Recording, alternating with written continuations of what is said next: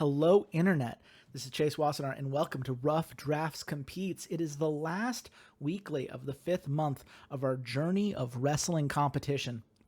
And I am joined today by none other than Xander. Xander, welcome back, buddy. How you doing? I'm happy to be back. It's a good time. We're gonna do some wrestling. We got a weekly going. We got things. Things are doing. You know what I'm saying? Big, Thing, things are huge. indeed happening, and it is big. Obviously, every weekly is part of a set of weeklies, and not gonna lie, I'm feeling pretty good about my place in the world with that 5-star weekly, the first 5-star weekly of the competition last week. I've got a half-point lead over you and Eduardo, but regardless of how this set of weeklies plays out, we're building to a gold pay-per-view. And gold pay-per-views can make or break a company, right? This can give us a huge hype swing. It can give us a huge fan swing. It certainly gives us the most slots out of any event to tell stories and to build long-term narratives and long-term hype that can really propel things forward. So this is the go-home show for each of our 4 promotions tonight. And we will see who is prepared for their gold pay-per-view, who has built up the narratives and storylines that the fans are loving, and who is going to have to really blow some people away if they're going to turn out a victory at their gold pay-per-view. And we start, of course, we always work in reverse order, with Walter, who has made it very clear. He's focused purely on the narratives right now. He's not gonna worry about gaming the system with gimmicks and whatnot. But oh boy, am I excited to share the narratives he's prepped today. So are you ready? I'm ready. Fantastic. And we start with another match between Wesley Lee Morris and Tyler Dynamite. This one, a match that's near and dear to your heart, Xander. It's a special referee match with Christopher Devlin as the referee. Obviously, Wesley Lee Morris is a fan of Chort, the group that Ethan Wilde kind of broke away with. Tyler Dynamite, of course, being a member of Dominatus Tenebris, which is Devlin's faction. Theoretically, this should give Tyler Dynamite an advantage, right? 4-4, 26-year-old heel. This was a very back-and-forth feud until Wesley won the last match. Do you think Tyler can reclaim his role in this feud, or is this Wesley Lee Morris coming out on top? I think this is Wesley Lee coming out again, getting a second consecutive win. With Christopher Devlin here, and Tyler Dynamite will put on a good show, but it's the Wesley show today. You know what? You are going to turn out to be absolutely right, because here's the thing. Christopher Devlin, as the leader of Dominatus Tenebris, is kind of tired of Tyler Dynamite getting a whole bunch of praise, a whole bunch of love from the crowd. He has really built himself up. You look at that 99 overness, and this is Devlin's attempt to put Tyler down a peg, right? Put him in his place. Remind him, you're not the star here. I'm the star here. And Wesley Lee Morris with a 4.5-star win and a holy shit moment of the night. That is a big one for Walter. But what's even bigger here, it looks like Christopher Devlin, he's out. Ignore Assassino. We couldn't figure out how to remove managers from promos. So for the sake of the argument, know that Assassino is not here. This is right after the match. Okay. And Tyler Dynamite is fed up with Christopher Devlin's nonsense. He's like, I'm not you. I'm not willing to delve to your bullshit. And if you're going to treat me like this, if you're going to treat one of your fellow faction members like this, I want no part in it. This is a righteous beatdown, which means Tyler Dynamite has now turned face, which is big for him, but also means his position in Dominatus Tenebris is in a real pickle. Might be difficult to stay in a faction of heels led by the guy you just beat up as the crowd cheered you on. Damn. Yeah. Devlin flew too close to the sun on this one. He's been interfering a lot recently, and we'll see if that continues to be a problem for him later in the show. But for now, we have a triple threat submission match between Nora Nunes, Trixie Albright, Jessie Mallory. Now, as we know, Jessie Mallory was formerly the Mildred S. Robinson Championship. She goes to Walter and says, hey, I deserve another shot. I was 4-0 as a champion. Just because I lost a couple matches doesn't mean I should not be the one to challenge Brooklyn Cambriel for the Mildred S. Robinson Cup at Schools Out. That's my shot. I've earned it.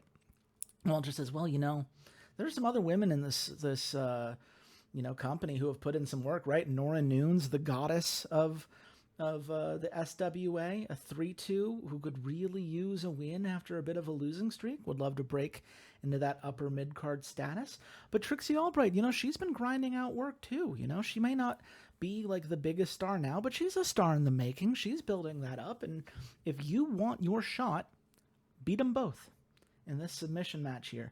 Only one of them, the winner of this match, will get to face Brooklyn Cambriel at Schools Out. Who do you think that's going to be, Xander? Oh man, I don't know. This is rough. I think there's a lot of talent here. Nora, of course, Jessie Mallory. This is it's one of those where you look at it and you go, hey man, you got Nora and Trixie. And if this was a match between the two of them, I think it would be phenomenal. But let's be real, right?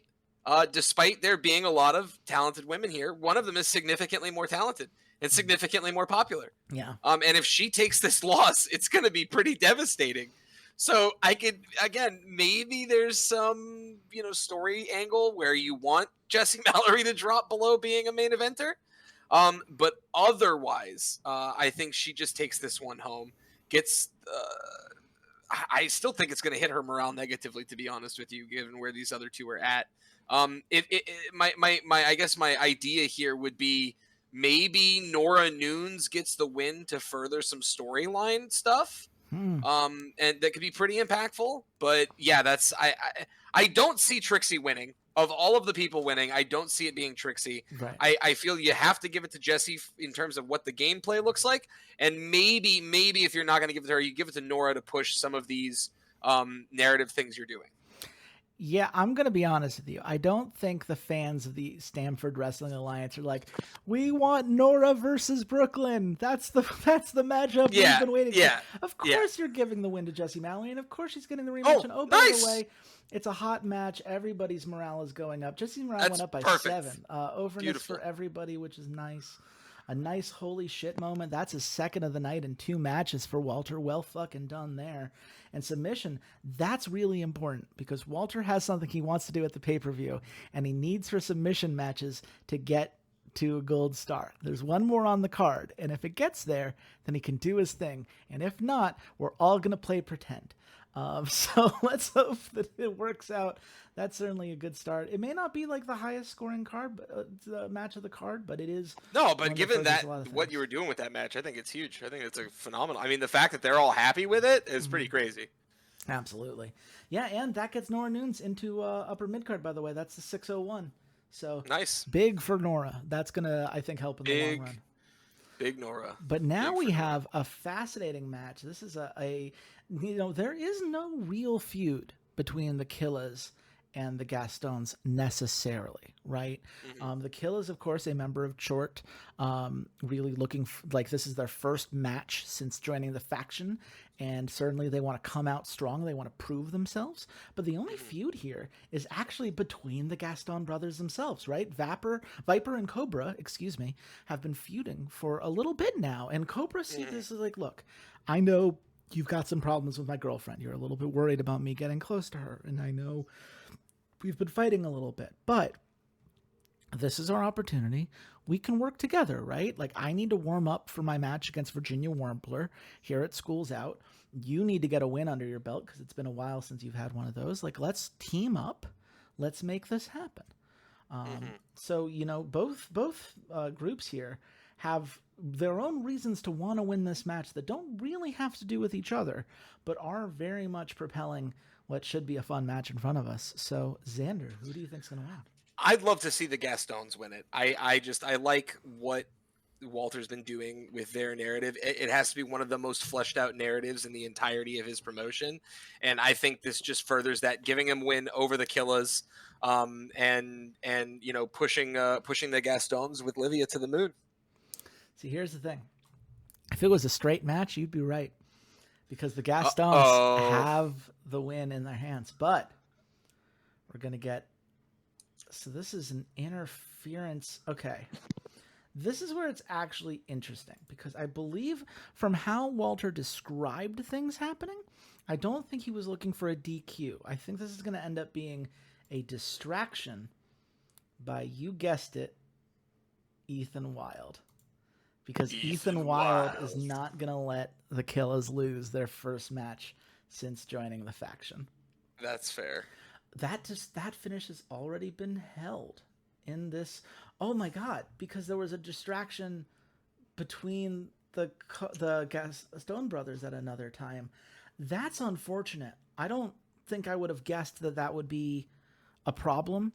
And if Gotcha. Walter, if you're watching this and you're like, actually, I did want a disqualification, then my bad. But you did have the Killas winning the match, and if the Killas were the ones getting disqualified, the Gastons would win. So I'm pretty sure this is what you wanted. Oopsie poopsie if I'm wrong on that. But from a narrative perspective, of course, Ethan Wild comes in, distracts Cobra, who is about to get the pin.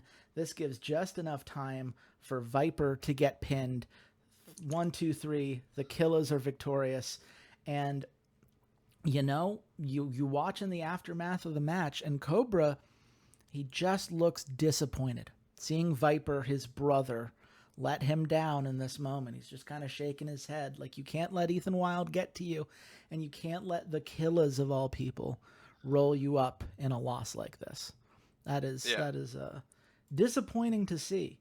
But what may be surprising for fans to see, you're seeing Ethan Wild, he's just doing a promo backstage, and suddenly Craig Opley comes from behind and attacks the guy.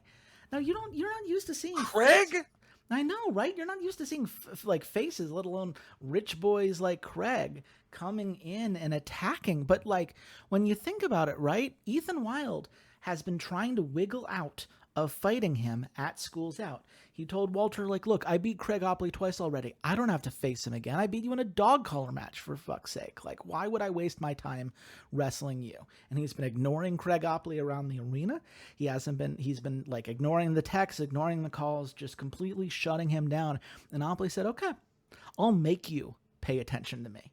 And he has attacked Ethan, and Ethan goes, well, why should I care about anything you have to say?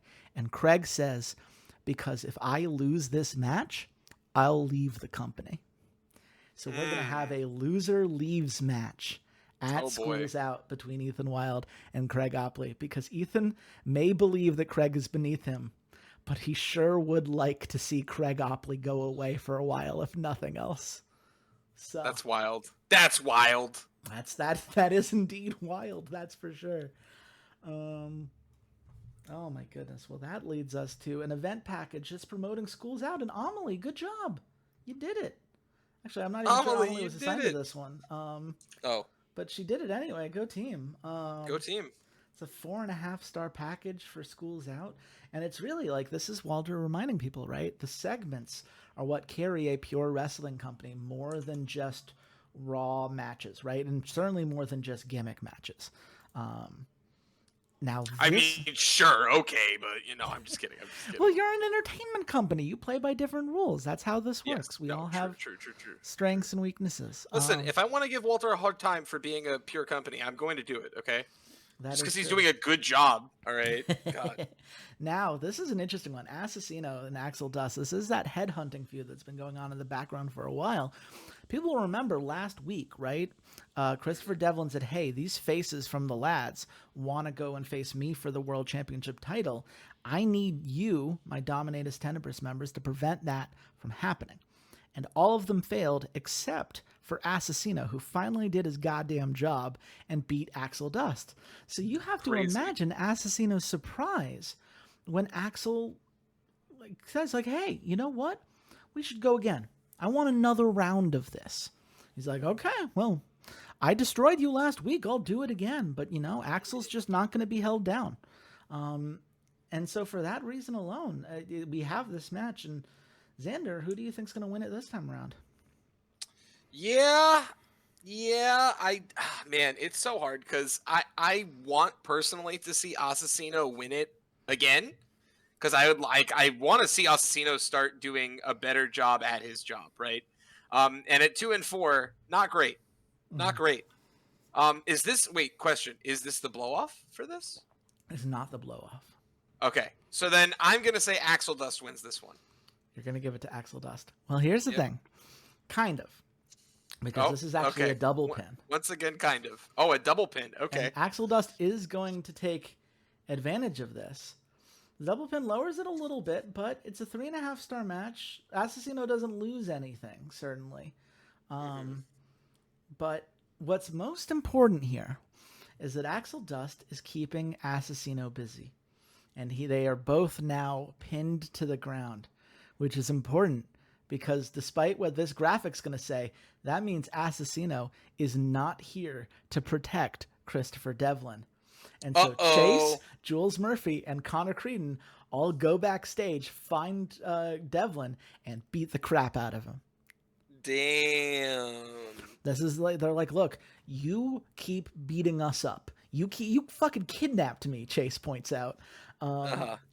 And now it's time for you to get a taste of your own medicine. It was all a distraction by Axel Dust. And so a big moment for the lads and the fans that are eating it up. That's for sure. That's what happens though. Listen, you take too many shots at everybody. The minute your bodyguard's out of the way, what are they going to do? They're not going to be fans. That's for sure. Come find you in an alley. Yeah, come find you in an alley. I think, Walter, the idea was more of a backstage thing, but I think the alley works very well too. Yeah, there might, it's one of those where we're figuring out, a lot of segments, right? They have very specific rules of how the game does it, right? Like in a match, you can remove your manager, but in a segment, you can't. Yeah. Which is a fascinating thing for this game to not allow you to do. I don't know why that's the case. But, look, we're all playing a game here. This is all storytelling. We can all agree that Assassino was pinned in the ring while that attack happened backstage. Yes. But we've got 2 more matches on this card. And this first one here is a tag submission match for the belt between Hollywood Bound and Neon Wings.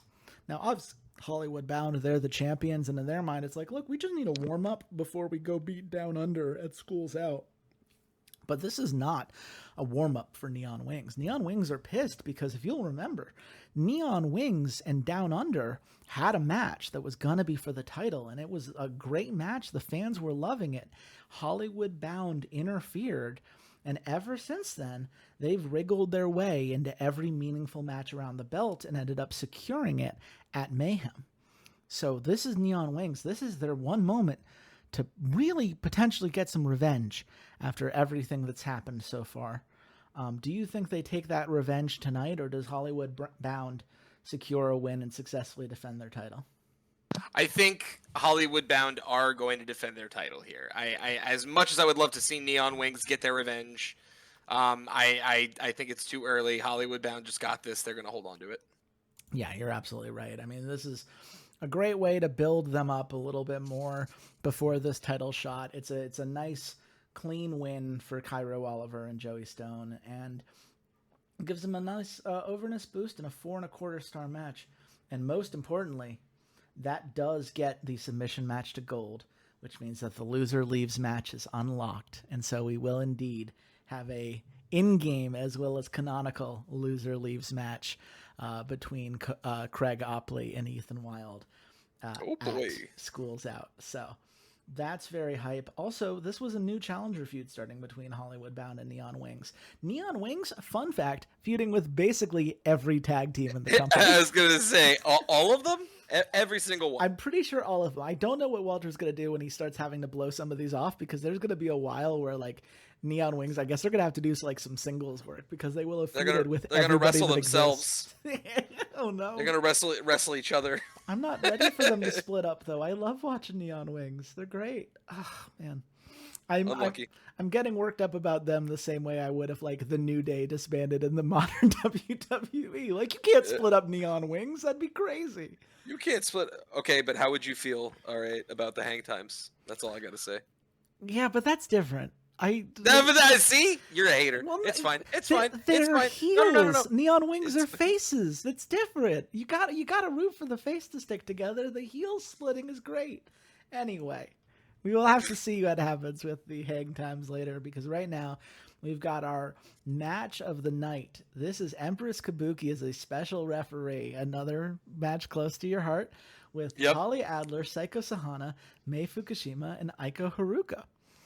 And now this one's very clear. Last week, because Talia Adler got pinned, Empress Kabuki in their 2-on-2 match against, I believe it was Mei Fukushima and Aiko Haruka, took the first loss that the Empress has had in her career.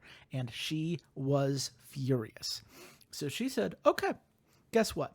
Whoever wins this match gets to determine the gimmick for the 4-way match at Schools Out between myself, Psycho, May, and Aiko. So Talia, you fix this.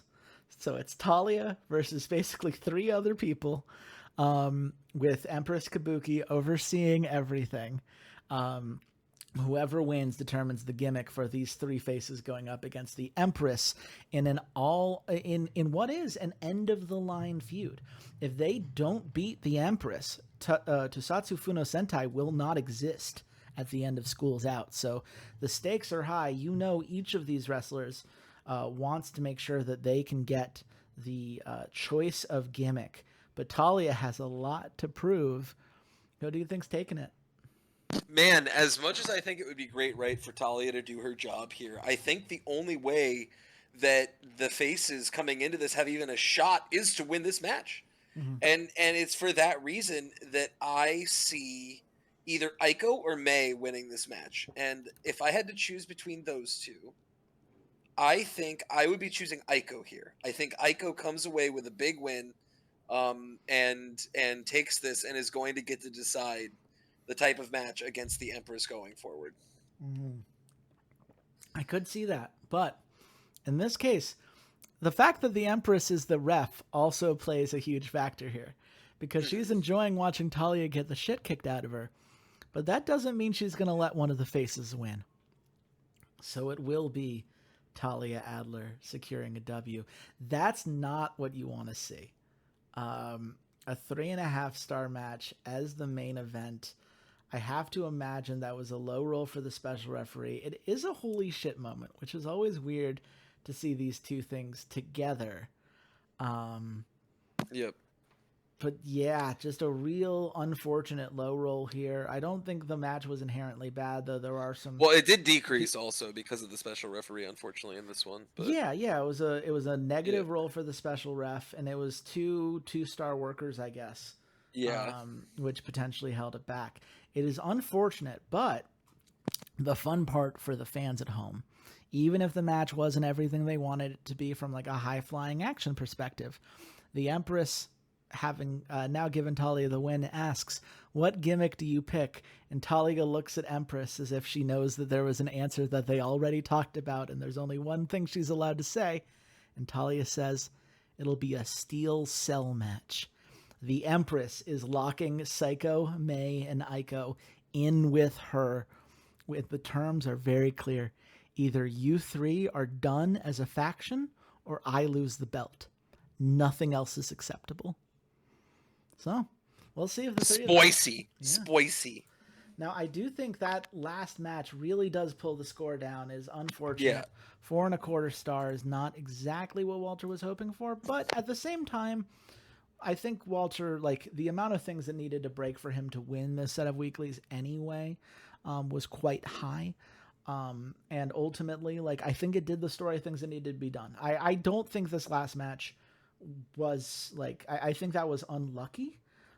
Though, obviously, like, putting like something like one of the tag championships as the main event was maybe a bit of a safer play. given the work rates involved. You know, a lot of things you can look at here, but the segments all worked, the stories are clear, and I am stoked to see how it all comes together at Schools Out. Can't wait. Yes. Looking forward to it. But before we do that, we go on to the Campeonato de Luchasaur, who is tied with you as a result of last week. They did have the higher score on last week's show, but alphabetical order and the fact that I kind of like doing ours towards the end just by the nature of us being the ones recording this. Yeah, if us streaming bodes to that, I think that makes sense, right? But yes, it is noted that Mr. Eduardo has, gained on me a bit in the week, which, I'm not the biggest fan of. But that's okay because we'll all fondly remember that I made sure he didn't get the creativity points that he desperately wanted. So, you're welcome, Eduardo. Well, you wanna laugh at him a little bit because I don't know how this happened. La Fantasma, as you know, joined the faction The Rising Sun, but it's still listed as an unsuccessful talent request. And like here she is. Huh? Uh huh. What does that mean? I think the game fucked Eduardo over. Wait, really? I think so. I don't know if it's because he did it via a segment rather than during the thing, but I'm gonna check. Like, yeah, there's no like you completed this quest. So even though she is very clearly in the Rising Sun, she has joined the faction The Rising Sun. The game has not recognized that. Oh no. So Well, I, once again, Eduardo is the most hated person by the game, and that's I'm just saying, unfortunate for him. you have the developer in your DMs. We might have to figure out what the hell happened there. But yeah, for now, I don't think there's anything we can do about it, given that she is in the faction. There's no button that I can press that undoes that, other than like having her leave, take a massive rep penalty, and then have her rejoin again. Which the 40 creativity points to do that probably isn't worth the like 8% morale boost she gets, but oh boy, is that a real bummer. A real swift kick in the pants. Yeah, sorry, Eduardo. This is not your fault. But hopefully the Campeonato de Luchasaur has had some great matches recently. That last card, like we said, the 4.75 star in any other weekly would have been the highest scoring weekly of the night. And so we'll see how he continues to build on that. And it starts with a blow-off match between Max Campbell and Ryuji Sakota. We've talked about this one before. These are trainees from different schools of fighting. Max Campbell and Archangel de Fuego, the school of the Phoenix. Ryuji Sakota and El Tigre de Neon, the school of the Crab. These two have gone back and forth for a while. It's been a very 50-50 feud booking. Both of these guys would love to finally take the win, prove that their mentor was right to give them the teaching and attention that they deserve, that they have absorbed these lessons, and that, from a Ryuji's perspective, right, that Max was wrong to leave so many years ago, and Max to prove that he never needed Ryuji, and this is all just proof that he was right all along. So the stakes are clear. This is the blow-off. Both of these guys, very similar stats. Who do you think takes it? In my opinion, okay, my humble opinion, it should go to Max Campbell here. It should go to Max Campbell with Arcangel de Fuego behind him. Max benefits the most from both the overness and the morale, because obviously their overness is basically the same. But both of them, could use a little bit of boost if they're going to take a loss soon. Max goes over. Ryuji also likely goes over, but that morale is what I'm looking at, 76%. And I think narratively, giving the heel this win could be huge. It could be huge for later down the line. So I'm going with Max Campbell. You know what? I'm glad you said in your humble opinion, because that means your ego won't take a hit by the fact that you're wrong. Ryuji Sakota is taking the win here. This will get him into the main event. El Tigre de Leon is thrilled. There's like a big hug together in the ring. It's a very heartwarming moment.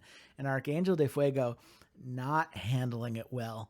Max kind of gives him a look, and Archangel just shakes his head and storms off backstage. That's something we'll have to see how that plays out. But that's a 4.5-star match, a nice overness and morale boost for Ryuji Sakota. And that's going to make him a main eventer. So congratulations to him for hitting that threshold. Yeah, whatever. Hey, you said it was a humble opinion. Anyway. Okay, well, in my not so humble opinion, Eduardo's wrong. No, I'm just kidding. I love it. I love it. Listen, they're both great wrestlers. I now understand the angle that he's taken with Ryuji and with what's going on between El Arcángel de Fuego and El Tigre de León. Yeah, we'll have to see how that continues to play out over the course of the night. But first, Conrad Supernova has come in and he's like, the game seems to be taking a much more heel approach to this, but Conrad is a face. So this is much more of like a look. I was the Toki title holder, and I did my best to defend that title. But El Cuervo is a great competitor. He's very strong. He's put in a lot of work. But I promise, I'm not going to stop working until I'm the guy again. I'm going to do everything it takes to become the champion at this next pay-per-view. And the fans mostly love it. I will say, I feel bad sometimes because Eduardo asked me, Chase, why am I attaching producers? Because every time it seems to make it worse. And I'm like, no, there are benefits to having producers attached. He's like, are you sure? Because I only ever see negative producer focus. Chase, check PayPal for sending him that info. That it's not just negative for him. I hate it because we all do it and nobody gets the negatives as often as Eduardo does. And I can't, he's going to stop believing things I say. And I'm sorry. It's not my fault. I don't know why. You're right. It's not your fault. It's Eduardo's fault. God, I don't like that answer either. I do like that the Conrad El Cuervo feud went hot though. That's very nice. So clearly Indeed. That alone helps get it there. And it's still 4.25 star, right? The fans still really enjoyed it. So a great little segment here. And it leads into and I believe this is a blow off match as well, between Hijiro Boldo and XT Gun. And this has been a really interesting feud. It's been kind of in the background for a few months, but XT Gun, he's a former MMA artist. He's been looking for the best, take me on, right? I want to take on the best in the business. And Hijiro is much more of like a street fighter, right? It's a very different style. And so this whole feud has been a clash of different styles, different attitudes. Hijiro thinks he's too cool to take all this too seriously, man. XT, you need to lay off. You don't need to get so mad about it. XT Gun's like, well, I'll stop being mad when I find somebody worth my time. And as you can see, both of them, they've only really been in matches with other people. This is the first time that they're doing a head-to-head, one-on-one together, because if they're going to settle this, they have to get rid of the distractions. They have to get rid of everything else. Only one of them can win this battle of this style clash, if you will. Who do you think takes it? I want to see XT Gun win. I love XT Gun. Great name, great wrestler, great MMA fighter. Apparently, I'm rooting for XT. I don't care about the stats. I don't care about the traits. I don't care. I'm looking at what could happen for Hijiro Boldo. Wow, I said that so wrong. For Hijiro Boldo. Sorry. But I don't care. I want to see XT Gun win. And if the match is good, Hijiro benefits anyway. But XT Gun. You know what? I appreciate Eduardo doesn't have to be on the cast to be a heel to you specifically, because Hijiro Boldo is getting the win. It's a nice overness boost for him. He is very close now to going hot. It's a nice 4.5 star blow off here. And XT Gun, he takes a little bit of a hit, but he does not go under the 80 overness, which is big. Had it been even another point of an overness hit, he would no longer be over with the crowd. The crowd seems to say it's an interesting story. It gives it a bit of a boost, despite the fact that maybe the match was not quite the high roll that Eduardo expected, but it was an increased effect, and it did give a holy shit moment, his first of the night, spearing XT Gun through the barricade. That's a nice little additional overness boost, which I think means that he's only 2 away from being a 4-3 and only 10 points away from being a main eventer. So clearly, Hijiro has Eduardo has some plans for him moving forward. But apologies to XT Gun that he's going to be on. Yeah, it's okay. Eduardo just doesn't like my ideas for his promotion, and that's fine. That's why he's not going to get any more creativity points next week. Next week, you're saying at the 14 slot pay per view, you're going to use your powers of the game liking you more than the rest of us. Man. To ensure that his creativity points are kept to a minimum. Absolutely. I see. Well, we'll see if that comes in tonight, because Amatraladora Anderson and Ed Thompson are going back and forth. This is a That's My Shot feud, right? Ed Thompson remains salty about losing. He's just a simple cowboy, but he knows when someone's up to no good. And Amatraladora Anderson, the machine gun of the Campeonato de Luchasaur, can't be trusted with it. Doesn't deserve the shot. The promotion will be worse if Amatraladora is allowed to run rampant. And so Ed Thompson here, desperate to prove himself and get the title shot before it's too late, because this is going to pay off at this next pay-per-view.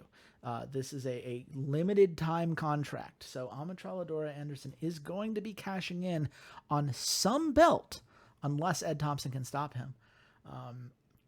So who do you think's taking the W here? Oh man, I think it's just going to be Amatraladora Anderson. All right.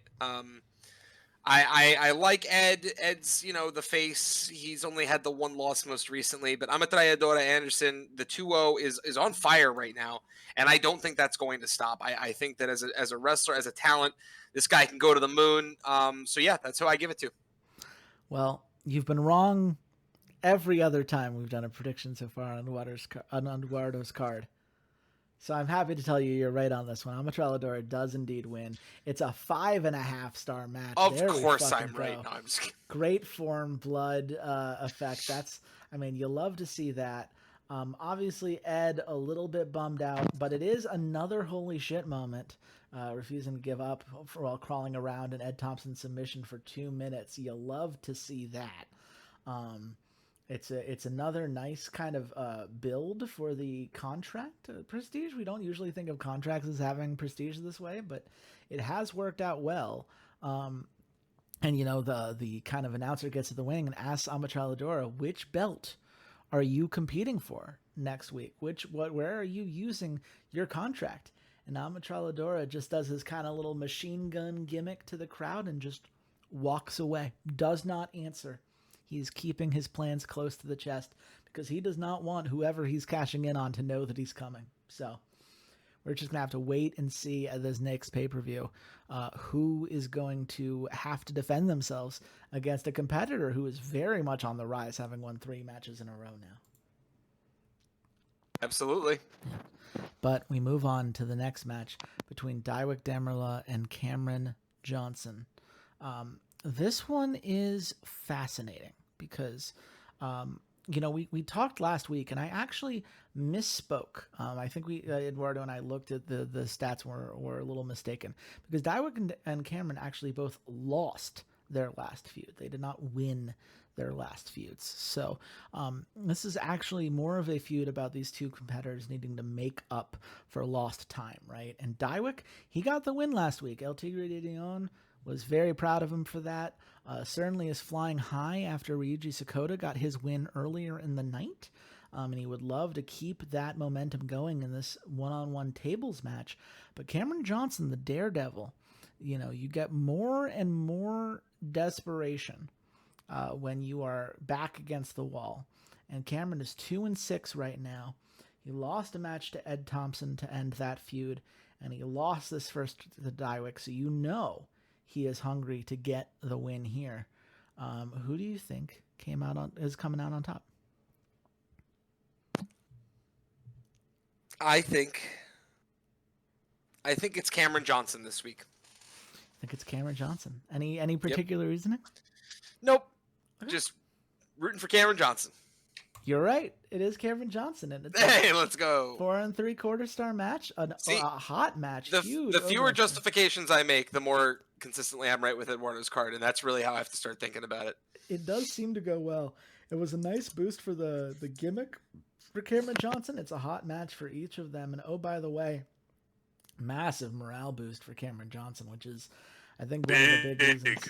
Yeah, look, I mean, the crowd now knows this could be anyone's game. And, El Tigre de Neon, he's going to console Dywick, take him backstage. We'll sort this out, buddy.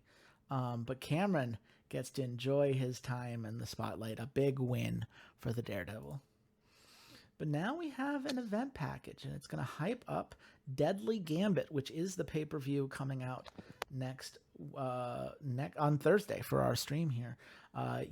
Vince Bailey actually gives a bonus. See, I told you they can give bonuses. It's possible. Look at that. Unfortunately, it was a low roll, so his bonus only gets it to 3.5 stars, but it would have been 3 stars without him, so. I think that's fake news, and you just put that in there to cheese Eduardo, and that's okay. Eduardo, we'll talk after, but he's lying to you for sure. If I had that superpower, my cards would have looked very different during like the 2nd to 4th month of this competition. Thank you very much. That's not a power I think I have, but it's a big night for El Tigre de Neon. This is his 3rd pupil that is wrestling tonight. This is a headhunting match between Caden Lee and Jason Styles, and most importantly, it is a Nova title shot on a pole match. The winner of this match will challenge Eagle at Deadly Gambit for a shot at the title. Caden Lee, obviously, so close to getting over with the crowd. He believes he's the best thing to ever happen to pole wrestling. And he did win a briefcase on a pole match in January. But this is the first time that he and Jason Styles have had a one-on-one match throughout this feud. And Jason Styles, he is the leader of that Psycho Circus faction, right? He, the world has gone mad and he's embraced that fact. So, he's not fazed by anything Caden Lee has done before. All he wants is his shot in the big tent in a title match. Who's taking it tonight? All right. I can see this going one of two ways, because there's only 2 wrestlers here. Mm-hmm. But if you want a third way, that would be surprising. Yeah. Simulate? No, I'm just kidding. But no, the way I see this is that there's a huge upside here for Caden Lee, and El Tigre de Neon, is doing his thing. So I think that Jason Styles loses tonight, and it goes to Caden Lee. You are correct. It is a big night for El Tigre de Neon at the School of the Crab. It's not the most hype match ever. I'm going to guess, pole match was a decrease, unfortunately. It is funny that there's an entire championship belt that Eduardo has built around what is the most volatile gimmick match by far. Granted, he does have to get one more 5-star match to make his sponsors happy, to keep management happy at the end of the year. So I totally get why he did it. But this is a great example of, Caden did everything right. He's going to grab the title shot. Jason Styles will be a little bit upset, but he's got plenty of morale to lose. And we'll have to see how Caden Lee handles Eagle, a guy that you did not believe deserved the title that he won. Still don't. So we'll see if Caden or I believe somebody won a Nova title shot on a pole match last week. I forgot to write it down, but I believe it's going to be at least a 3-way match. So we'll have to see what Eagle has in store for him, whether he can keep things up. But we move on to a street fight match between Violetta. Love those. And big fan of the street fights. You are. You have famously said that. Now, Violetta, of course, a 5-match losing streak since losing the Kuyan championship. She has not been able to get anything going her way, and she is desperate to recover. But Suki Akiyama has not let up, right? She is the one. Yeah. She is a 22-year-old 4-3 heel. The crowd loves her. She has been a commanding presence in her own right. That 5-4 record, this is a bounce back for her too. She did not fall the way that Violetta fell, but she wants to rise. And she's not going to let Violetta's pity story get in the way of her opportunity to become the women of the Campeonato de Luchasaurus. So, between the two of these, who's getting the W tonight? Listen, I have to root for Violetta here. I have to. She's 0-5. She had a hot start, and now she's 0-5. And I'm a big fan of Violetta in all of the leagues in which I've seen her. Okay? Big fan. And she was doing huge stuff in the Campeonato de Luchasor when she began, and I've just had to watch her lose over and over and over and over and over. And I'm over it, okay? Mm-hmm. I am over watching her lose. I want to see her get the dub. Give her the dub. Give her the dub. Eduardo, just give her the dub. You don't want to see her take another L, but does Eduardo want to give her the W? That's the only thing that matters tonight. Yeah, I am aware. That's why I'm saying, please, out, Eduardo, please. I'll give you one more holy shit moment if you give her the win. He did give her the win. And it is a 5-star match. No holy shit moment, though. You lied. I lied. My bad. Well, I meant for next week. Sorry. I meant for next week. For next week, you're going to allow him one after all. Okay, I got it. I see how it goes. Yep. It is a very nice win for Violetta. You can see in the ring after this match, it's just relief on her face. This is a, I'm happy for her. I don't think a crowd does like a "you've still got it" chant for a 22-year-old, but I do think they're very happy to see her win.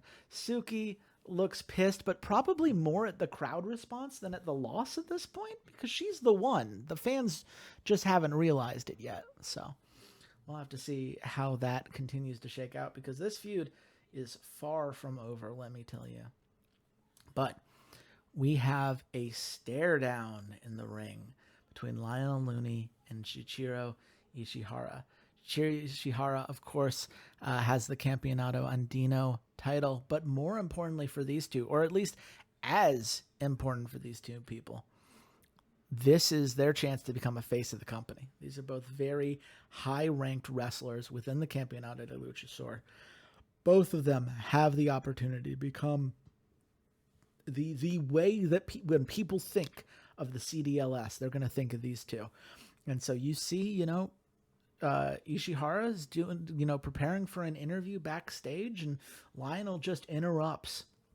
And he doesn't, it's just a pure stare down. He's not even, it's just like, I dare you to keep saying the trash that you're going to beat me, right? I dare you to keep pushing forward with this idea that you are the greatest. And it just leads to this, the tension is palpable in the audience. It's a 4.25 star, and I think really adds to this title match that we will undoubtedly see at Deadly Gambit next month. Can't wait. But we close with a title match between the Corazones de Lucha and the Hiroshima Hotties for the Guardianes de Pucara Masculino Championship. And of course, everyone knows the Corazones de Lucha have been the champions for 2 months now. They've probably been more active in defending the title than the Hiroshima Hotties were. Just in terms of scope, right? The Hiroshima Hotties had the belt for about 3 months and defended it 4 times. The Corazones de Lucha have already defended it that many times since claiming it from the Hiroshima Hotties at that last gold pay-per-view at Retaliation. And, the Hotties, they just want it back, right? They believe they're the best tag duo in this company. They believe that, they have everything that it takes. And with El Arcangel de Fuego in their corner, like, they should be able to use their Phoenix School tactics to take the match here. But the Corazones de Lucha, right? They're the heart and soul of this promotion. And heart, I mean literally, because it is Hart Jones is a member of this tag. And they're not going down without a fight either. Just because the Hiroshima Hotties are beloved by the crowd does not mean the Corazones de Lucha are going down anytime soon. So, in this match between two 4-2 wrestlers, 4-2 tag teams, I should say, who's coming away with the belt tonight? Corazones de Lucha. Yeah, it is being retained before the title.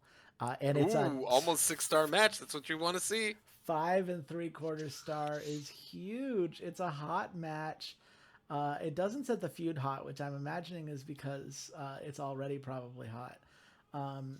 We see a gimmick increase, and oh, by the way, here's the holy shit moment. You just delayed it, actually. Here's the one you Oh, promised. okay. So there it is. jump off the 20-foot ladder onto Kanade Yoshiwara. That's pretty crazy. It's a nice increase for the prestige for this belt. And yeah, I think with that should go a long way. Yes, that is Yep, a that's a 5-star weekly. Man, it turns out now that the game is working properly, we can get some pretty cool cards here. Yeah.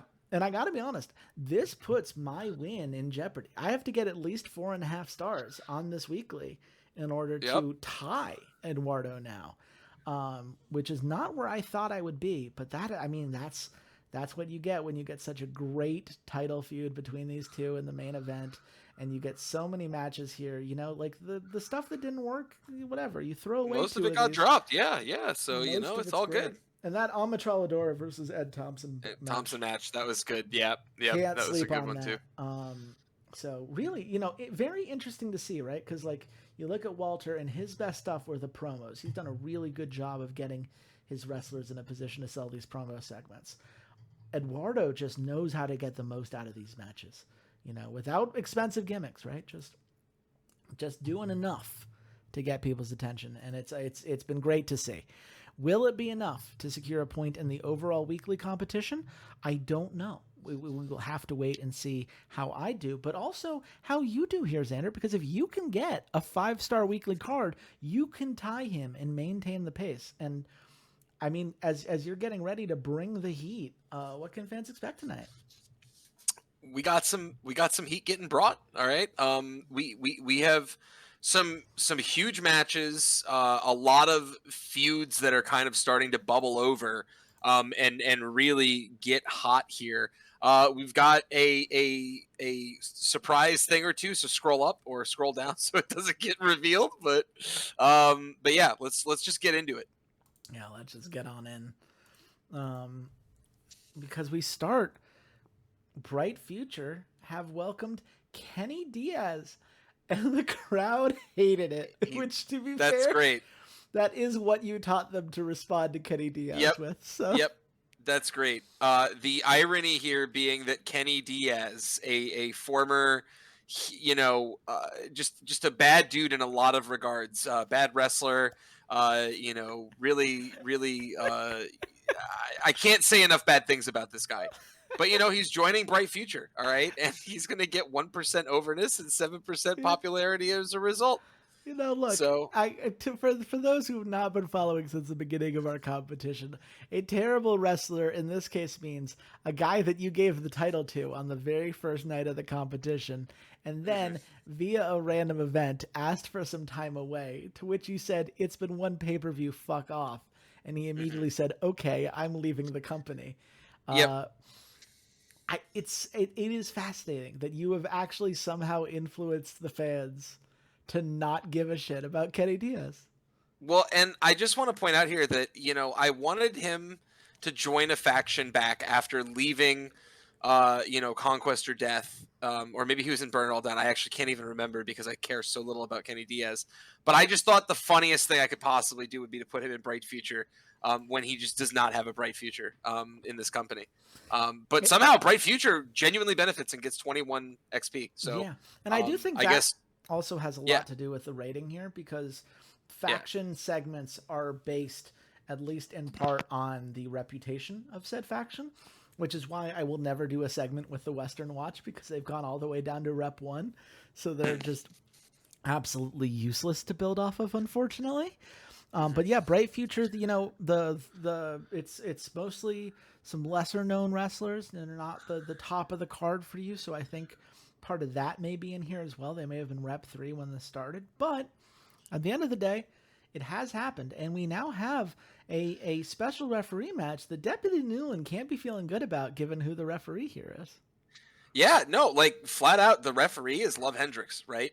And Love Hendricks and all them just inviting Kenny in, and Kenny, for the first time, sort of being taken in by somebody after everything that's gone down here. And Deputy Newland was having some good matches despite losing. Obviously, had that big feud with Phil Hangtime that just kind of closed down, and now he's here up against Kenny, who is someone that earlier on he wouldn't have really been in a match with, given where Kenny's trajectory was. And now this is sort of an opportunity for Deputy to be the face, be the guy that puts someone that is not very well liked down. Simultaneously, Kenny trying to get a little bit of mojo back, and now that he's representing Bright Future, wants to do some good here for them, wants to show up with Love in them, and Love is here, of course, to put his thumb on the scale and see what he can make happen in Kenny's favor. Yeah, you would hope that a face like Love Hendricks wouldn't be going out of his way to help a heel like Kenny Diaz, but I mean, I'm just going to play the perspective of the audience here and pretend that I don't have notes in front of me. Because there's no way you're giving Kenny Diaz a win, right? Like, there's no benefit to helping out somebody who's about to leave your company and someone who you've taught the audience to hate. Like, there's no way that you're not giving this to Deputy Newland, right? Wrong. Kenny Diaz with the win. And it's a 3.25 star match. Oh my God. The special referee decrease here. That's, I mean, you can't make That's exactly what we wanted. It's so funny. The fact that it's all a low roll on Kenny specifically is great. I mean, he is content now. He's no longer dissatisfied, so. Mission accomplished. But yeah, man, the crowd has been taught that Kenny doesn't matter, and so the match doesn't seem to matter to him. The mission was accomplished, though, and that's okay. It's okay. The mission was accomplished, and we move on to a different mission because now we move on to the matches and stuff that actually matter. Yeah, here we go. Blue Arrow with a heroic underdog gimmick, immediately beloved by the fans. You see the production boost there, very nice. 99% immediately gets him over with the fans, so he is now a 4-4 rather than a 3-3, which is very nice to see. It's only a 4-star segment, but it is more than done everything it needs to do. And Zuge, I believe, going from Rep 4 to Rep 5 with that 20 experience points from getting a hot member. So congrats to them. That's gotta feel good. Zuge making big moves. And speaking of big moves, we've got a big match here between Kota Super and Matt Payne. Two faces going head to head here, with 3 different levels of feuds going on. You're damn right. Yeah, You're damn right. There's 3 different levels of feuds. All right, you've got the tag feud, you've got the faction feud, and you've got the individual feud between these 2 men.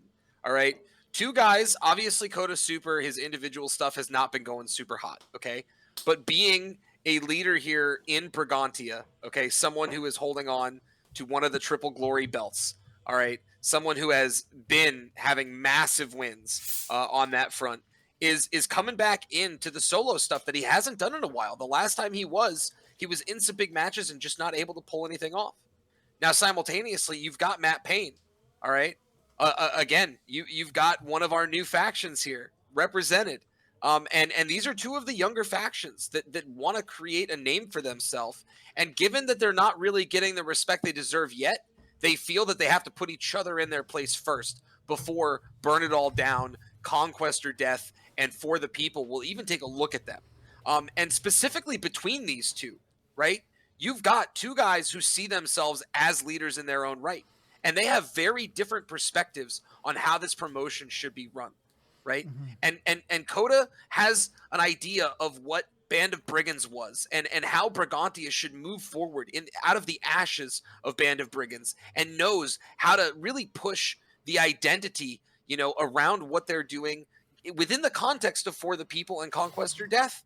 Okay. But Matt Payne, he says, no, we've got a completely new tack, and we think everyone should be more of their own person, that these factions have gone too far in this promotion. Okay. And while we are, essentially a faction on the rise, Okay. At the end of the day, we really want to push the individual nature, everyone's individual skill sets further, and sort of get away from how domineering factions have been. And so naturally, despite them both being face-oriented factions, they very much disagree on how to move forward. And one of them knows they got to come out on top before they can be considered in that upper echelon of factions that are going on here. I will forever find it funny that Matt Payne, 9 years older than Coda Super, despite being the member of Bright Future here. Um, it was a very interesting. It's an eclectic group that you have built for that faction, but I have to imagine you give this Coda, right? He's so far ahead in popularity. It would be a big hit, and Matt Payne just has some work to do before he's worth building up that way. Is that right? Yes, that is right. Coda is getting this win, finally getting his solo win, getting some love here. And also, just importantly, it's Brigantia. They are the ones securing their place right now. They've been around a little bit longer. They've been making huge moves in the trios, and this is their time to make a move in the solos. And this is indeed two new feuds starting here. Faction on the Rise and Greatest Wrestler. So Faction on the Rise gets to 46, or Greatest Wrestler is at 35. I think much lower than we're used to seeing in faction feuds, but these are lesser known factions with smaller wrestlers in them. They're not going to have the same hype off the bat that we have seen from some of these other factions here. So it's a good start for them. I think the winner of this faction certainly will be on the rise in the company as a whole, and it's going to be a very interesting thing to fight for, given that these are not the like instant point factories that that a lot of your other faction feuds have been. Yeah. This is a bit more of a nimble thing going on here. But you wanna move those guys up that are on that cusp and see what they can do. And again, they've got their own ideas about how the promotion should be run. And at the end of the day, when you're the emperor, you get to make those decisions. Yeah, we'll see if any of them can challenge the great Johnny Hangtime, because that guy has been so unstoppable for a while now. But we've got plenty of matches before we need to worry about Johnny, and this one is a very exciting one between Carson Gold and Bone Soldier. How do we get here? Yeah, so Carson Gold and Bone Soldier, two guys that are, relatively close to each other in skill. Carson Gold, of course, notably, went to 2-2 and then has lost basically every match since, trying to fight for belts, trying to fight in key title matches, in just huge key matches. Hasn't been able to get a win. And Bone Soldier is, naturally, you can see he's an extremely gifted heel. And he is someone who has seen himself as kind of an assassin, taking out people up on that are on the come up. And despite Carson losing his last 7 matches, this is a guy that everyone considers needs to be kept down. He is too dangerous to let climb higher on this card. He's the exact kind of guy that could push a hang time, that could even potentially threaten, in Bone Soldier's eyes, someone like Executioner Goro. And that is too dangerous to be left up. So Bone Soldier gets sent after Carson, in this greatest wrestler feud, to try and keep him down, keep him from climbing too high. And really, they don't just want to keep him here. They want to push him down the card. Yeah, I mean, understandably so. I mean, I don't think you want. I mean, both of these guys, they're 21 years old.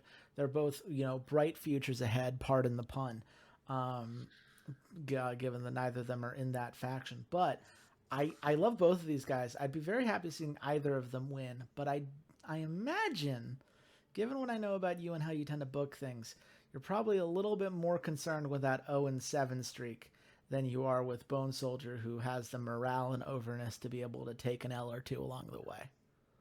Well, and I will say that as much as the stats come into play here, it's really the story that's being told. Carson Gold cannot be kept down by Bone Soldier. Carson Gold is someone that is going to continue to rise and be able to threaten the upper echelon of the promotion, and you're not done seeing this guy yet. You're going to see more of him, and a lot more of him at that to come soon.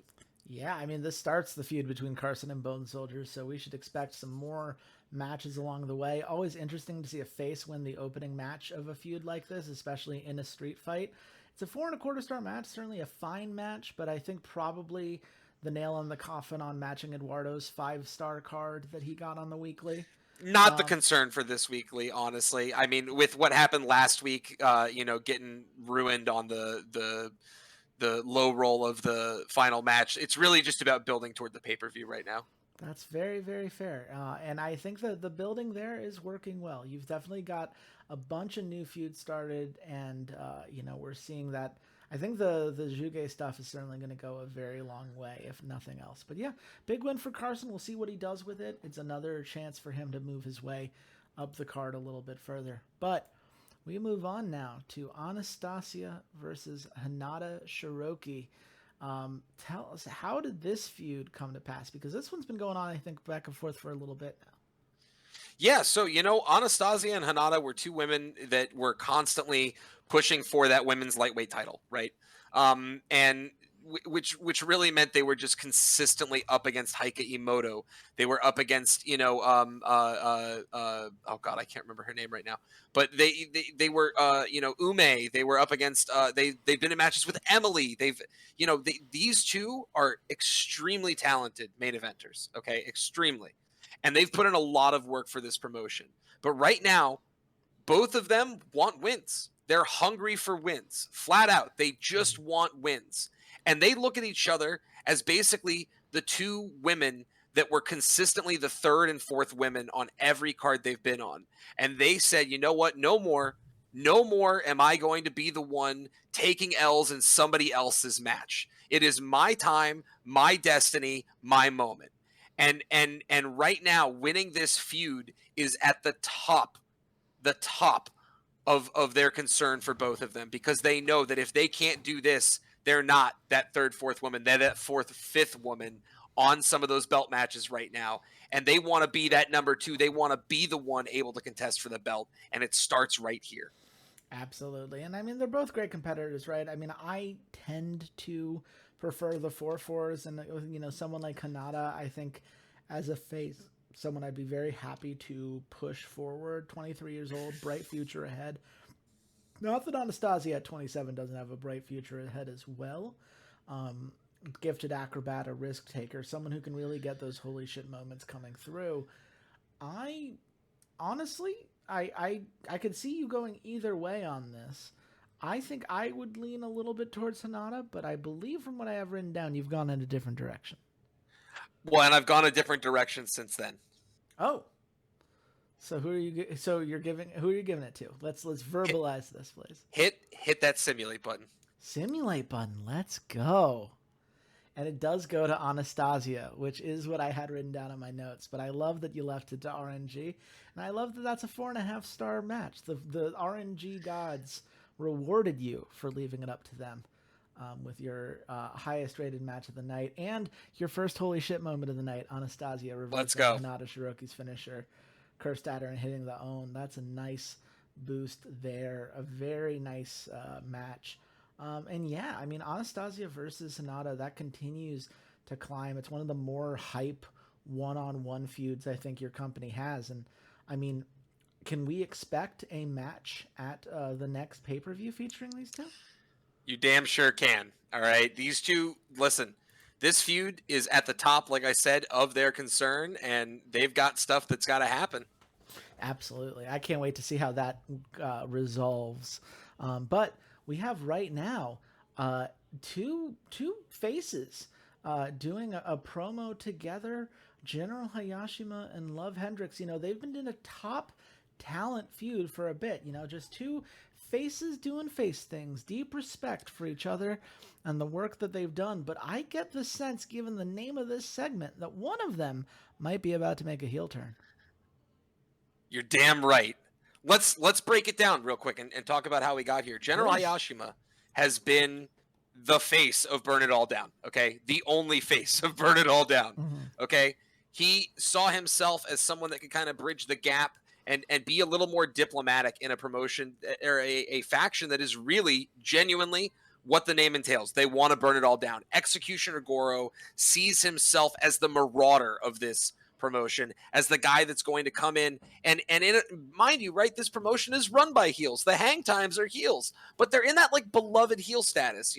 People love seeing them win even as the heels. They like the swagger, they like the arrogance and all of that comes off the hang times and what it means to have Johnny Hangtime as an emperor. Whereas Executioner Goro, he wants blood, and he wants blood in every match. General Hayashima was kind of the guy in between the two. Okay, but no more. General Hayashima has taken 7 losses in a row, and he sees his opportunity here with Love Hendricks as the leader of a new faction. He wants to remind people not only is he a member of Burn It All Down, but he is now living those values to his core. Hell yes, he is. That's going to be a 4.5-star segment there. A huge push. Even Love Hendricks getting a nice overness boost there, which you love to see. It pushes the feud hot, so the two of them have a higher likelihood of hot matches here. But the Fighting the Darkness feud has increased the hype of General Hayashima versus Love Hendricks by 15. It's a heel turn, and the fans are fucking loving it. General Hayashima, all Love Hendricks can ask is why? Why would he do this? Well, it's because in matches like this, someone needs to have the aggression necessary to stand out. But, I mean, it's not just Love Hendricks that he's taking in here, because after beating up Love Hendricks, I think it's safe to say Love is an underdog in this ambulance match, a fatal 4-way, but he's got to go up against the heroic underdog Blue Arrow that debuted tonight, and Yuji Onishi, the future of this company, the 22-year-old 4-4 who's just 1 point away from becoming a main eventer. I mean, tell us about how Yuji and Blue Arrow figure into this match, because I think you just sold General Hayashima really hard, and the fans have got to wonder like what it's going to take a guy like him down. Listen, we brought it up earlier. Factions dominate this promotion. Okay.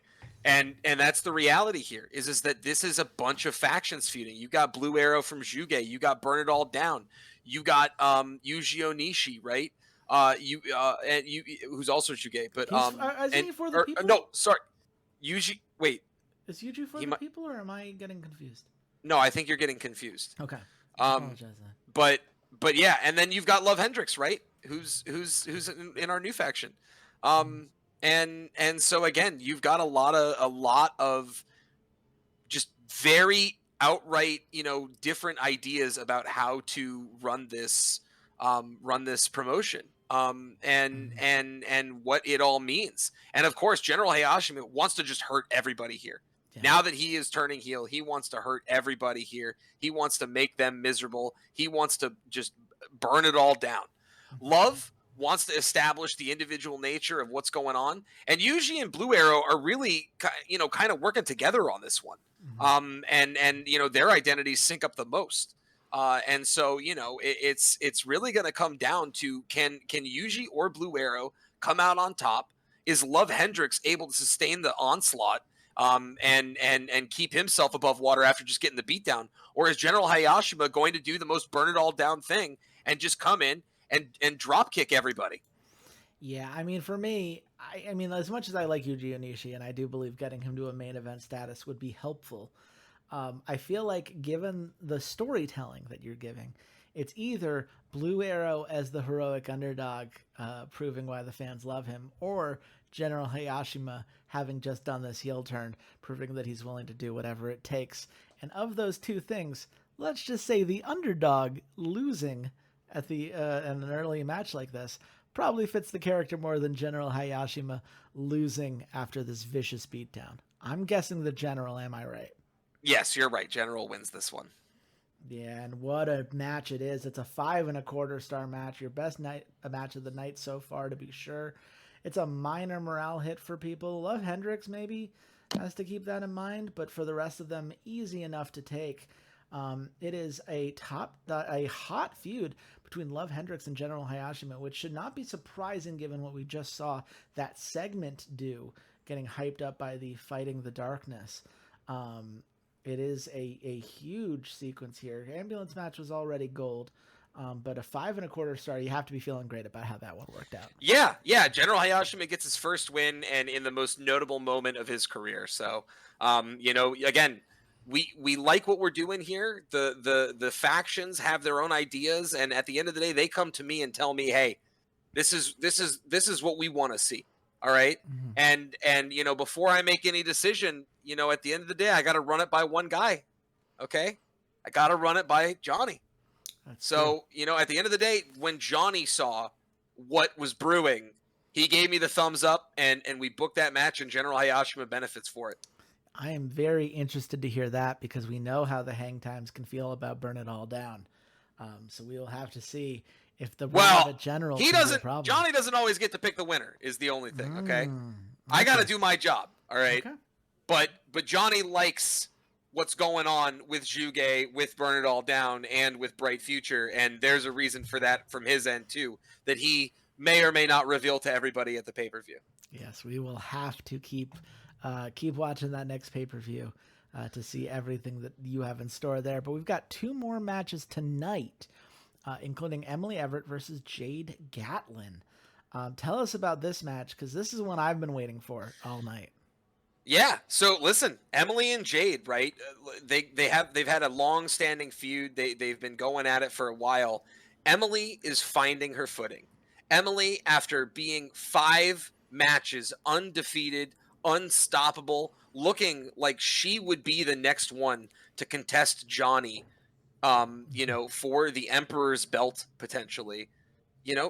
She faltered, and she faltered hard, Yeah. and now she's trying to figure out where her place is. She's trying to get her her motivation, her acclaim back. She's still a face of the company. She's still only wrestling the top talent in this promotion, but again, she saw herself as the successor to Johnny. She thought she was going to be the first empress of this promotion, and right now that's not looking likely. She's got a long road to climb, but she feels that it starts here tonight. She wants to put Jade in her place. She wants to remind everybody that she is the one to contend for any belt with the women that she wants. And eventually, sometime soon, she should be given that opportunity against Johnny.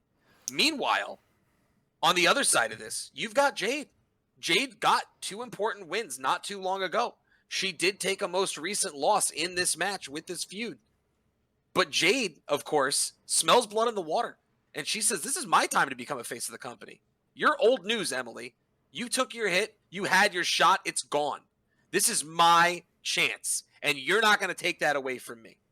Mm. I mean, obviously, I like both of these wrestlers a lot. I think Jade, as a 4-4 face, seeing her become a face of the company one day, I think would be huge. But right now, I see the franchise, the face of the company, 3 losses in a row in a street fight match as a heel. I cannot imagine Emily Everett is not going to do everything that it takes to emerge victorious tonight. Am I right on that? You're damn right. Emily Everett finding her mojo back. Asahi coaching her the entire time, telling her which kicks to throw, how to fuck. I got really excited for Emily there. I almost whoops the language. But how to throw those haymakers, how to hit that clothesline. And because of that, it's a great match. Jade's still happy because she got to perform against what is undoubtedly one of the best women in any of the promotions. But Emily comes out on top, and this is where her climb begins. Absolutely. It's a very nice win for Emily. From an overness perspective, I think necessary. But Jade, you see that plus 22 popularity, right? Just being in a match like this. It's an interesting story. The fans are invested. It's a hot match that helps both of them. And it's a holy shit moment. Your second of the night, Emily Everett suplexing Jade Gatlin from the apron through a table outside. You love to see that. You love to see the overness boost for Emily. Yeah, I mean, overall, just a really nice setup here. We will see how far Emily can go. At some point, you do wonder, right? Like that +9 tells you she's going to need to fight a certain level of competitor if she's going to make the strides to match a Johnny Hangtime. But for now, it's a big win for her, and she'll be happy to have it. But we close tonight with a championship match, the men's lightweight championship, an only monster feud between Phil Hangtime and Executioner Goro. And man, oh man, am I excited to see what happens here tonight. Tell me about it. Let's bring it back. You got Phil, you got Executioner. All right. Phil lost this belt to Executioner Goro. Executioner lost his cruiserweight belt and immediately went after another one and got it, because that is what Burn It All Down does. All right, they suffer no fools, and they are here to upset the establishment and change everything in a way that has Executioner Goro sitting with that Emperor's belt around his waist from his throne and ready to push everyone in the promotion at his feet. He sees himself as the kind of ruler that would supersede someone like Johnny. Johnny, he feels, does too many nice things, despite Johnny's position, where Johnny does take advantage. Johnny still keeps everything running smooth. And Executioner Goro wants nothing but fire and anarchy. Mm-hmm. My kind of guy, honestly. Meanwhile, you have Phil Hangtime, the youngest Hangtime. All right. I know it says honorary Hangtime and it doesn't say it correctly. Okay. But he's not an honorary Hangtime. He is the fourth Hangtime brother. He is the youngest brother. And he, for the longest time, had an insane streak, 7 straight wins. Without him, this lightweight championship would still be a bronze belt. But through his wins, through his big matches, and through him throwing himself over 200 points up from being the bottom end of main eventer, all right, to now he is an aspiring face of the company. Phil wants to get his belt back. Mm-hmm. Phil wants to take this away from Executioner Goro. Phil doesn't care. He's a hang time. He says, I know how this company normally works. You have the belt for a little while. You got to give it up. Phil doesn't care about that. Neither of these guys do, which is why this belt can change hands at any time. Absolutely. It can change hands at any time. That said, I know how much you love the Executioner. I know the role he has in this company, and giving the belt back to a hang time in a casket match like this goes against everything I believe you believe in. Does Executioner Goro get the win tonight, or am I about to be sorely mistaken? Executioner Goro does keep the belt tonight, but it is a close-fought match. A 5.5 star match right there. And I will say, okay, that this belt specifically is a lot more important than many people will realize when you come and tune in to the pay-per-view that is coming up this week.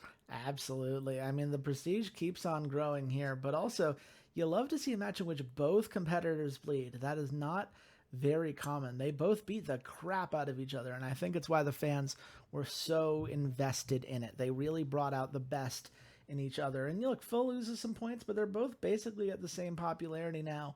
Very much both looking quite strong. And we will see who eventually emerges victorious in this feud. But for now, Executioner Goro can rest easy knowing the title is his, and the power to burn it all down remains firmly in his grasp. And that's going to be a 4.75 star feud, star belt. Not as far on the weekly as I was afraid you were going to be. That gets you to 14 points overall, just a quarter of a point behind Eduardo overall. Those last two matches, I think those last right here really went a long way. But man, oh man, great shows tonight from all of our competitors, which means that I have to step it up.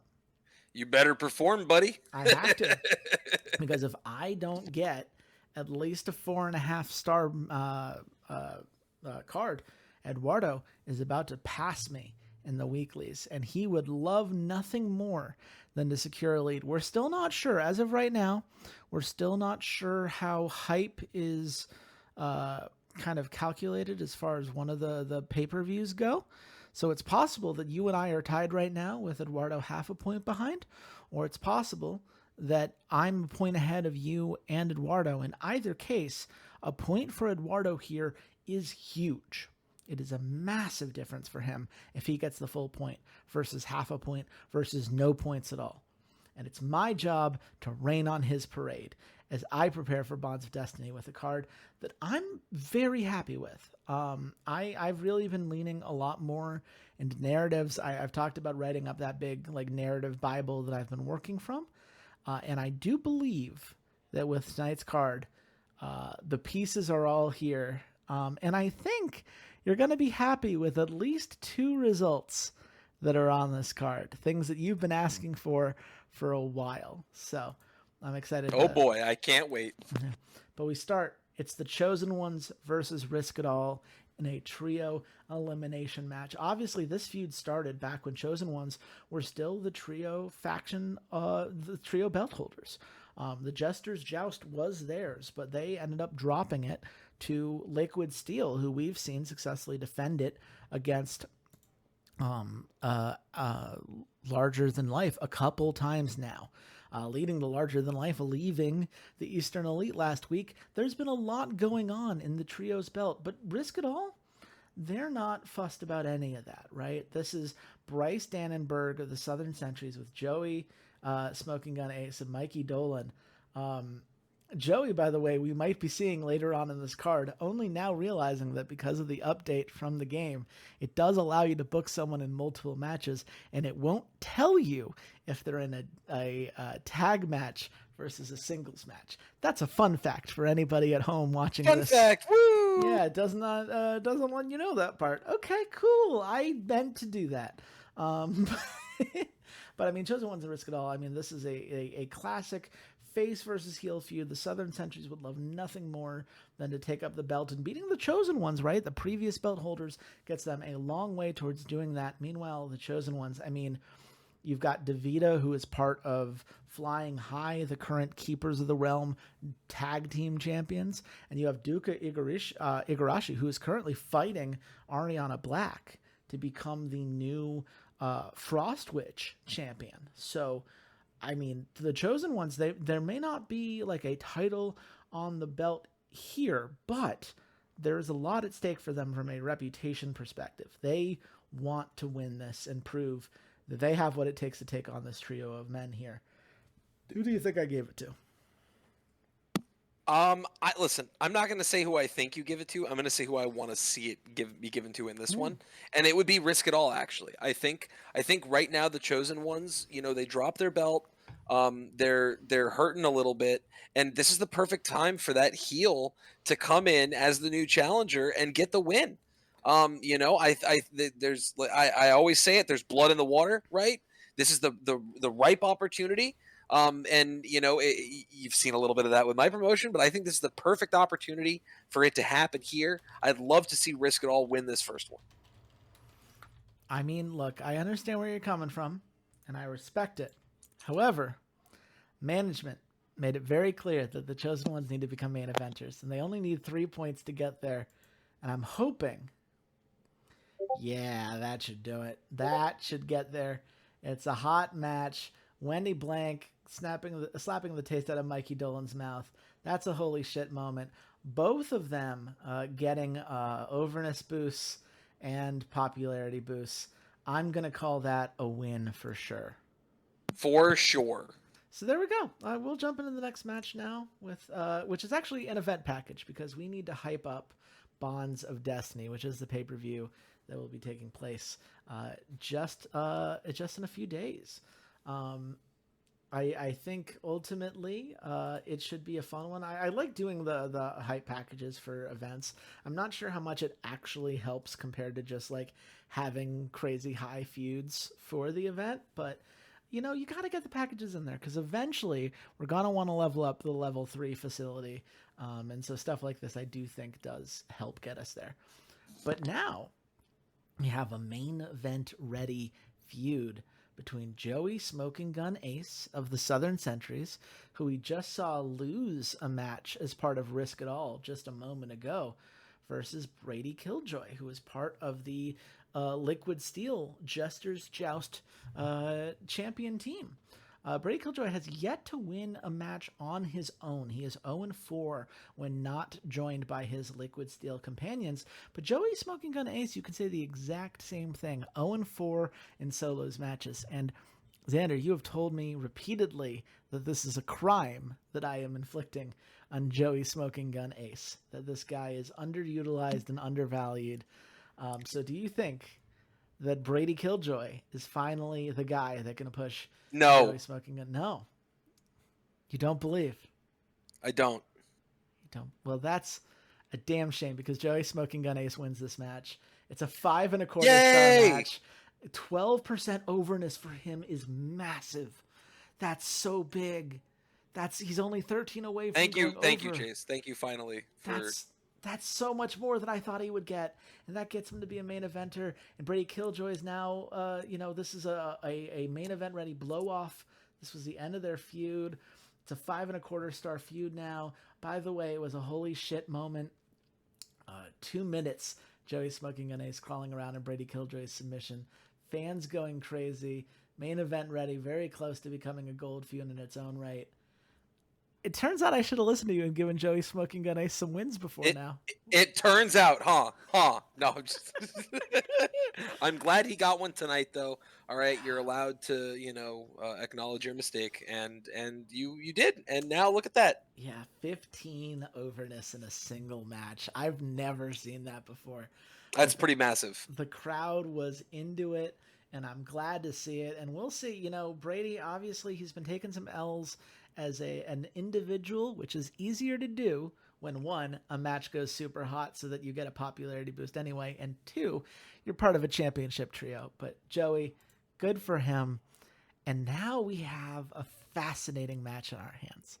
Because as we saw last week, Lucas Meltzer has been selected by Prince Pretty Pink to be his second in command for the Western Watch. Lucas! Forever grateful to Prince Pretty Pink because El Rey Loco has been absent. El Rey Loco had not given Lucas Meltzer many opportunities. There was a reason he was so low on the card before. But Prince Pretty Pink, no matter how many times Lucas Meltzer lost, the Prince believed in him and has continued to rise him up the card slowly but surely. The Zero to Hero arc has continued. And yes, they lost last week to the Northern Nightmare. And the Southern Sentry's second in command, Alpha Jackson, sure would like to make him remember that. This is a feud that's been going back and forth for them for a while, since before Alpha Jackson became a main eventer. He is a 19-year-old 4-4 heel, and despite the popularity gap between the two, they have always had great matches because these two know how to bring out the best of each other, and they're doing so in a street fight tonight. So, in the second in command match between the Western Watch and the Southern Sentries, who did I give the win to? You give it to Lucas Meltzer. You're doing it. I can see it. You're doing it, and I thank you. I'm glad that you thanked me because I said going into this, there were 2 matches I thought you were going to be hype about. The first one is Joey winning. Second is Lucas Meltzer getting a win here, and it's another 5.25-star match.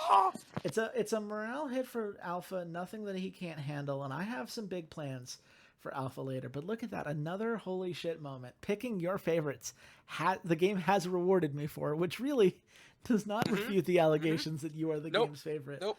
Not trying to beat those allegations either. All right, this is why everyone should pick my favorites. God, look at that. It's a nice win here. I love getting the extra creativity points right before the gold pay-per-view, and it's a big win for Lucas Meltzer. Congratulations to him.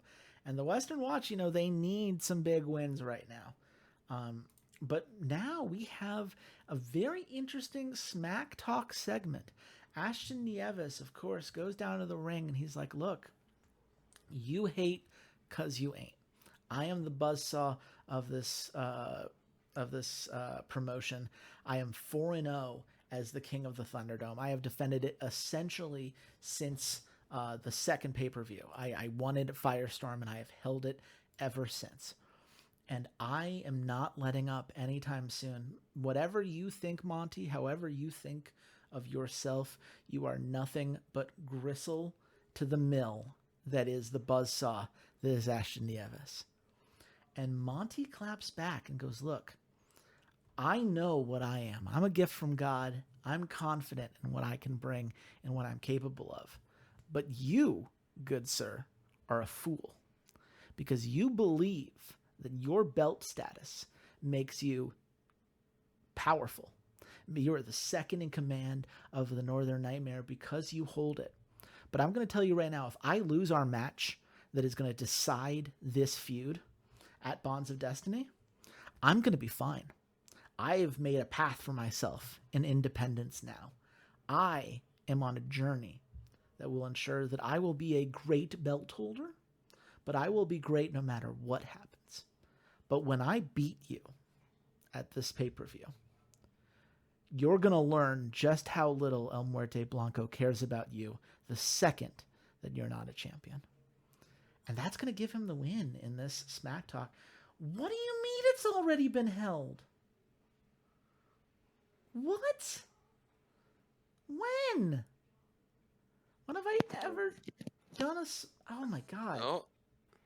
Well? Oh, well.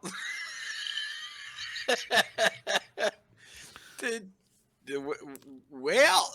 Apparently I've done this already. I did not realize for this feud specifically. I guess I must have clicked on Smack Talk first and gone after. I could have picked a different segment. It would have been fine. Oopsie poopsie, I guess. You know which one's getting dropped. Yeah, that sure is getting dropped. And eight for the Fall from Grace feud is not bad. +8 for a segment, so you know. Whoops. Yeah, it's still not what I was hoping for, but what I was hoping for is for these feuds to really come to fruition, because it is a fatal 4-way elimination match between Tijuana King, Sumi Kabaya, Mistress Jade, and Cyan Orion. Now, we know last week Sumi Kabaya won a fatal 4-way against Tijuana King, Alana Elise, who is Tijuana King's former tag team partner, and I want to say Denise Weston, I believe, who is a heel within the Scourge of the Underdark, who's been in a little bit of a punching bag. But this week, people are punching a little bit further up the card. Sumi Kabaya has to defend herself now against Mistress Jade, who ever since splitting from the Jane Empire has focused a lot more on her solo matches, has yet to get a win after 3 losses in a row, but was very formidable early on. Cyan Orion, of course, a member of the Shooting Stars tag team, hasn't had a lot of solo matches, but is very close to getting over. A win would be huge for her. And we know Sumi Kabaya is capable of winning. She won that match last week. And we know that Tijuana King also incredibly eager to prove herself, given the fact that she is feuding against Alana Elise and trying to prove that she doesn't need a tag partner to be a king in this company. So given this high range of talent, high work rate, high popularity throughout, who do you think I gave the W to? This is rough. I don't know. I want to say Tijuana King takes this one. I can see the argument for Sumi getting a win. I honestly, I can see an argument for all of them getting a win. Cyan Orion even, right? Like 729, 78 over. Maybe that's the angle. The final boss of Superstardom, get her over going into the pay-per-view could be pretty big. But narratively, I feel like giving Tijuana the win here is huge. So my vote is going to, if it's a narrative motion, Tijuana gets it. But if we're looking to give someone a big boost going into the pay-per-view, it's going to Cyan Orion. So it's a little bit of a cop-out answer, but that's my move. Well, see, it's not as much of a cop-out as you think, because you're wrong on both counts. Oh my god, okay. Because the truth of it is that this is not, from a narrative perspective, only one of these 4 wrestlers is second in command for their faction. And Mistress Jade is tired of being disrespected. And she's going to secure her win. She's going to eliminate both Tijuana King and Sumi Kabaya. Tijuana King gets some action in there. She does eliminate Cyan Orion, but that is a 5.5-star match. And huge. Just reminding everybody that Mistress Jade is the Demon Queen, and she is not to be slept on, and you cannot forget about her just because she hasn't won a match in a couple weeks. She is hungry for it. We will see what she does with that win heading into Bonds of Destiny, because she is not going down without them bonds. But we have a new gimmick package. Ali Noble taking a lot of time to think after this last week, right? We saw him. Everyone knows, of course, that he is a member of Larger Than Life, which was the Eastern Elite's full trio faction. But once Jay Xavier from Liquid Steel joined the Eastern Elite, the Eastern Elite had 2 trios that were fully within their faction. And after losing to Liquid Steel, Larger Than Life said, there's not really a place for us here. And it turns out the guy spearheading that was Ollie Noble. Ollie Noble, of course, debuting as a calculating opportunist. He sees all of this as an opportunity. Why be just one trio within a faction when you can leave and be the trio of a new faction? And it's not the efficiency of the package that I would have liked. I don't think Fab helped me out here as much as I would have liked. But Ollie Noble's now over, and he is going into a wine bottle on a pole match between himself and Mikey Dolan. And Mikey, of course, somebody who I want to say, let me double check my notes here. Yes, he is a member of the Southern Sentries. He is a member of Risk It All. So he already had to wrestle earlier tonight. He's a little bit tired, perhaps. And I think Ollie Noble knew it when he asked for this match. He requested Mikey Dolan specifically. They've had a greatest wrestler feud for a little bit now. It's been on the back burner. But right now, Ollie Noble sees his opportunity. Do you think that's going to be enough for him to secure a win? Or does Mikey Dolan remind everyone why he is the new heel of this company? I think surely Ollie Noble gets the win here. Yeah, I mean, I kind of, with the story I was telling, it was a little off. It's okay. It's okay. But it's a nice overness and morale boost there. It's another holy shit moment. Only 4 stars, despite the fact that the pole match increased for this. So that's a little bit of a shame. But by the time they fight next, they'll both be 4-4s. So that's certainly very nice to see. And the gimmick does seem to have gotten over. So I will take my 4th holy shit. No, still a big dub, yeah. And 4 holy shit moments is nothing to ha-ha at. You have to understand is that I'm looking at all of this through the lens of like, okay, well, I need 4.5 stars to beat Eduardo. And it's getting a little bit closer than I would like heading into this. But, here's the question. Did Ollie Noble's gambit work? Of course it fucking did. And you see Arsenico, the new cult leader, the leader of Independence, welcomes Ollie Noble, Matthew Donovan, and Michael Himalayan with open arms. They have now officially joined Independence, and they are the new trio for Independence moving forward, which just adds that extra wrinkle to the Trio Jester's Joust Championship match that we are going to see for all of the marbles between Liquid Steel and Larger Than Life. It is a big all match damn marbles. But here's the thing. You see these 3 Eastern Elite members joining, former Eastern Elite, and Fishbone is not happy about this. He's like, you know what, man? Arsenico, I see what you're doing. You may present yourself as a good guy. You may present yourself as someone that cares about these people, but you are just a manipulator. You are just trying to weasel your way in and take everyone else to feed into your power and your ego. And I see through your lies. I see through your bullshit. And I was willing to let you tear apart the Western Watch because, as Prince Pretty Pink proved 2 weeks ago, they're tearing themselves apart. But you came from my people. You came from my trio. And for that, I cannot forgive you. And I want a last man standing match right fucking now.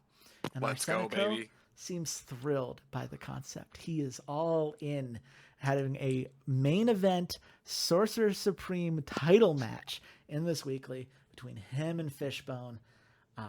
This is exactly the stage that a guy like Arsenico wants to be on. The question is, does he have enough to beat the faction leader Fishbone and claim the Sorcerer Supreme title just 1 week before Bonds of Destiny? If you were going to change that title at any point and with any match and with any person, I really do feel like Arsenico could take it right now. So you know what? I'm going to say Arsenico wins. Man, that would be fun, wouldn't it?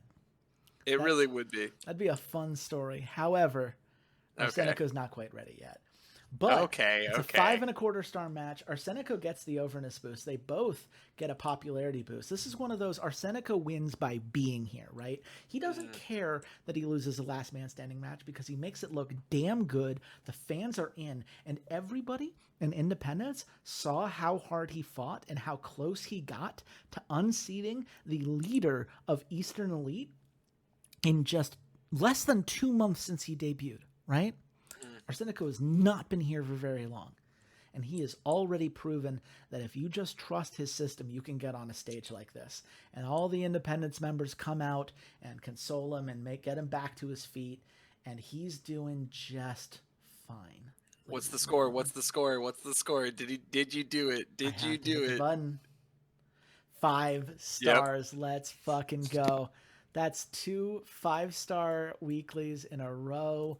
That is going to give me the point and the win for this set of weeklies. And I'm telling you, it turns out when you write 15 pages of notes for where the story should go, and you start doing segments that like build off of the charisma of your performers. Though, let's be honest, the gimmick package didn't go the way I want, and Smack Talk clearly didn't go the way I want.